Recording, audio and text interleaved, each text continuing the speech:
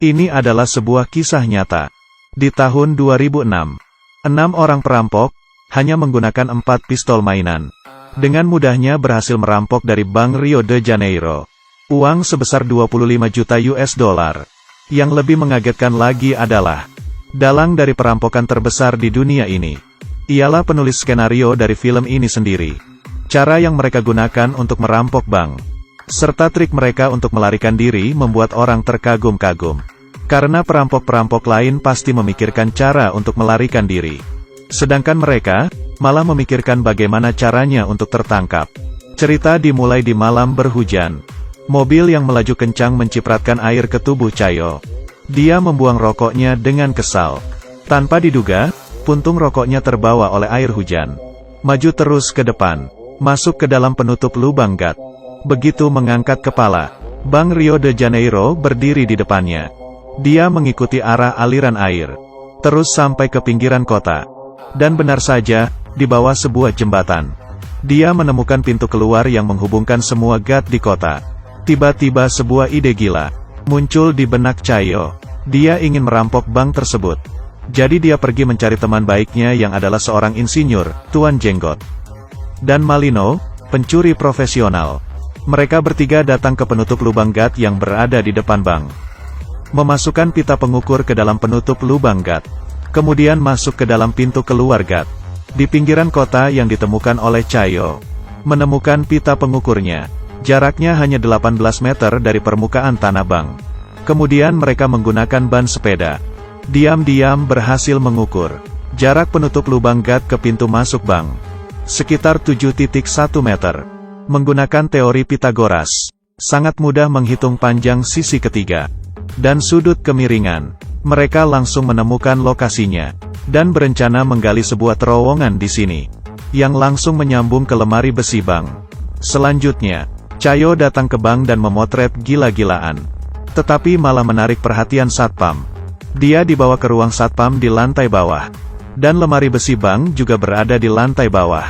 Satpam mengecek kamera, tetapi tidak menemukan foto apapun. Ternyata dia sengaja ketahuan oleh satpam. Tujuannya adalah untuk melihat posisi lemari besi. Setelah mempunyai gambar denah bank, bagaimana cara membuka brankas, menjadi kunci dari rencana mereka. Setidaknya diperlukan 1 menit dengan pistol las untuk membuka 1 brankas. Jika mau membuka semua 400 brankas, butuh 7 jam. Sangat tidak mungkin. Malino langsung pergi ke cabang lain, menyewa sebuah brankas, kemudian mencatat model gemboknya N untuk diteliti. Terowongan sudah hampir selesai digali. Tetapi mereka masih belum menemukan cara menghindari alarm keamanan. Aksi mereka menemui jalan buntu untuk sementara. Di hari ini, Chayo pergi menemui Malino lagi. Karena dia menemukan sebuah ide cemerlang. Langsung merampok bank. Polisi 2 menit kemudian tiba di tempat kejadian.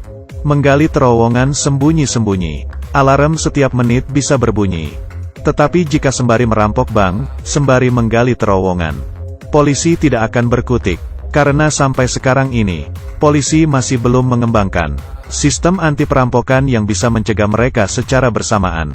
Setelah persiapan yang matang, mereka menjalankan rencana perampokan dengan membagi tugas masing-masing.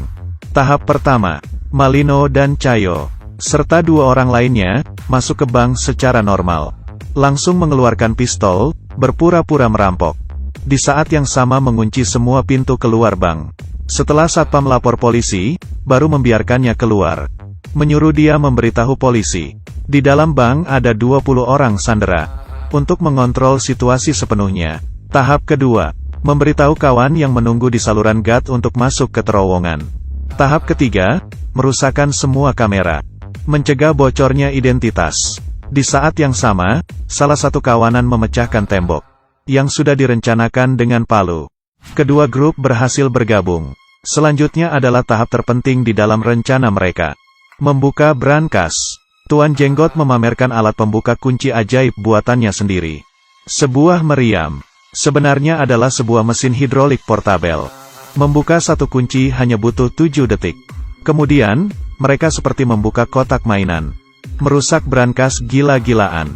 Di saat yang sama, polisi sudah mengepung bank. Malino juga menerima telepon negosiasi dari kepala polisi. Dan hal ini pun sudah diperhitungkan mereka.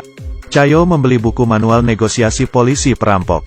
Menyuruh Malino menghafalkannya, agar kelihatan lebih realistis. Malino sampai ikut kelas akting. Kepala polisi dan Malino seperti buku pelajaran, satu bertanya satu menjawab. Membuat kepala polisi sangat percaya diri. Karena kepala polisi juga tidak menyangka, tujuan sesungguhnya mereka merampok bank. Hanya untuk menunda waktu. Di saat yang sama, telepon genggam seorang nenek sandraan berbunyi. Dia bilang, hari ini adalah hari ulang tahunnya. Malino langsung menghibur suasana hatinya, serta mencari sebuah kue kecil untuk merayakan ulang tahunnya. Kemudian mengirimnya keluar dari bank dengan aman. Karena jika tertangkap polisi, Sandra tidak terluka dan meninggal. Adalah bukti penting untuk peringanan hukuman. Tindakan tak terduga dari Malino membingungkan kepala polisi. Kemudian dia melanjutkan berbicara dengan kepala polisi. Di saat yang sama, alat pembuka kunci ajaib menjadi terlalu panas karena digunakan terus. Jadi berhenti bekerja. Dan ini berarti Malino harus mengulur lebih banyak waktu. Untuk mendinginkan alatnya kembali, dia akhirnya memberitahu kepala polisi. Dia hanya ingin berunding dengan pengacara. Di saat yang sama, memberinya nomor telepon salah satu sandera. Tidak lama kemudian, telepon sandera berbunyi. Malino memasukkan lollipop ke mulutnya, berpura-pura menjadi pengacara. Satu orang memainkan dua peran. Mempermainkan kepala polisi habis-habisan. Dan alat pembuka kunci ajaib mulai bekerja kembali. Tidak lama kemudian, jam tangan semua orang bunyi di saat yang bersamaan. Sudah waktunya mereka mundur. Tanpa keraguan sedikit pun, Cayo langsung mengirimkan perintah terakhir. Berkumpul kemudian mundur. Malino mengeluarkan telepon genggam. Menelepon kepala polisi untuk terakhir kalinya. Meminta dikirimkan 5 pizza ke dalam. Kemudian mereka memasukkan sekantong-kantong uang dan emas ke dalam terowongan. Emas dan perak yang tak terhitung jumlahnya meluncur ke saluran gas melalui terowongan.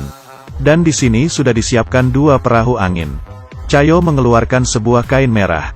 Kemudian menyusun rapi senjata mereka. Karena yang mereka gunakan semuanya adalah pistol mainan. Dengan begini, biarpun tertangkap mereka tidak akan dihukum berat. Demi memberikan waktu lebih banyak untuk kabur, Malino mengepel lantai dengan hati-hati. Baru masuk ke terowongan, Cayo menggunakan tali untuk menarik laci menutupi lubang. Kemudian menyimpan kembali talinya. Di saat yang sama, pizza sampai. Kepala polisi menelepon Malino, tetapi tidak ada yang mengangkat telepon. Akhirnya, penutup lubang gat di bawah kakinya menarik perhatiannya. Kepala polisi yang telah mengerti semuanya, membawa masuk pasukan ke dalam. Saat ini, Cayo dan kawanannya sudah naik perahu angin. Kepala polisi menggeser laci, tetapi ada granat yang diikat di dalam lubang. Kemudian, rekan kerjanya melaporkan, semua senjata yang digunakan oleh perampoknya adalah mainan. Berarti granatnya pasti juga bohongan. Kepala polisi langsung masuk ke terowongan, dan menyuruh orang menjaga pintu keluar saluran gas yang ditemukan oleh Cayo sebelumnya. Tetapi Cayo dan kawanannya mengambil jalan berlawanan. Mereka memilih dengan asal salah satu saluran gas di kota, yang bertanggung jawab menjemput mereka. Memarkirkan mobil di atas penutup lubang gas. Kemudian membuka lantai mobil. Mereka keluar satu persatu. Di saat yang sama, sirene polisi berbunyi. Hati keenam orang itu sangat ketakutan. Dengan makin mendekatnya suara sirene, sebuah mobil polisi lewat. Di sisi lain, kepala polisi akhirnya tiba ke pintu keluar melalui terowongan. Tetapi tidak menemukan apa-apa. Kemudian, 6 orang perampok melihat uang yang tidak akan habis sampai beberapa keturunan. Tidak bisa menahan diri bertepuk tangan. Setelah membagi hasil rampokan, mereka berpisah.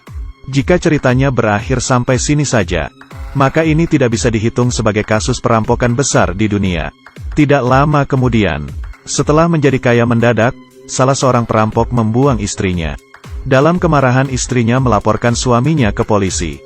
Tidak lama kemudian, ke-6 perampok tertangkap. Tetapi karena senjata yang mereka gunakan adalah senjata mainan, dan juga tidak menyakiti sandera, polisi hanya bisa memberikan hukuman ringan. Sedangkan Cayo, dalang dari perampokan, hanya dihukum selama 1 tahun 7 bulan. Setelah keluar dari penjara, mereka kembali melewati hari sebagai orang kaya. Sedangkan jumlah spesifik yang dicuri dari Bank Rio de Janeiro Sampai sekarang masih menjadi misteri. Ternyata dari awal, tertangkap dan dipenjara adalah salah satu rencana mereka. Karena hanya dengan cara ini mereka baru bisa menjadi orang benar. Biarpun film ini memberikan penanganan pendramaan tentang kasus perampokan ini, tetapi detail dari kejadiannya sangat menyerupai aslinya. Karena dalang dari kasus perampokan ini ialah penulis skenario dari film ini sendiri.